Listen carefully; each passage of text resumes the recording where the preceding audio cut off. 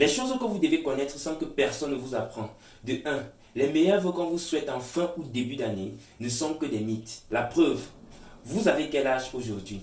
Commencez à accumuler tous les souhaits qu'on vous a souhaités durant ces dernières années. Vous voyez bien que si tous ces souhaits marchaient vraiment, vous ne deviez pas être dans la même situation inconfortable que vous êtes aujourd'hui. De 2, on ne demande pas à Dieu de nous éviter d'avoir les problèmes. Ça, c'est impossible. Tant qu'on vit sur cette terre, on aura toujours des problèmes d'office. On demande plutôt à Dieu de nous donner la force de pouvoir affronter ces problèmes-là. Parce que Dieu met toujours des obstacles et des épreuves pour nous pousser à être plus forts. Voyons un peu ça comme une partie de jeu vidéo. Vous voyez, quand vous jouez un jeu vidéo, il y a des étapes. Ces étapes servent à être franchies de pas à pas. Au fur et à mesure que vous franchissez l'étape 1, vous partez l'étape 2, de fur et à mesure vous gagnez en force et en puissance. Et lorsque vous vous sentez fatigué ou découragé d'avancer, c'est game over. Et c'est la même chose qui se passe dans notre vie.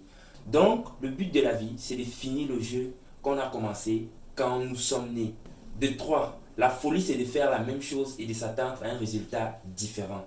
Dit par Einstein. Vous devez savoir ou prendre en considération que prier, jeûner, aller à l'église de midi à midi, partir à la mosquée, partir prier comme vous voulez, ne va rien changer dans votre vie. Je pense que vous avez déjà écouté ceci plus de 1000 fois. Aide-toi et le ciel t'aidera. Donc ne restez pas assis en croisant les bras, en priant, en partant de midi à midi à la mosquée ou à l'église en croyant que Dieu va vous aider. Vous allez faire ça pendant 1000 ans et le résultat serait le même.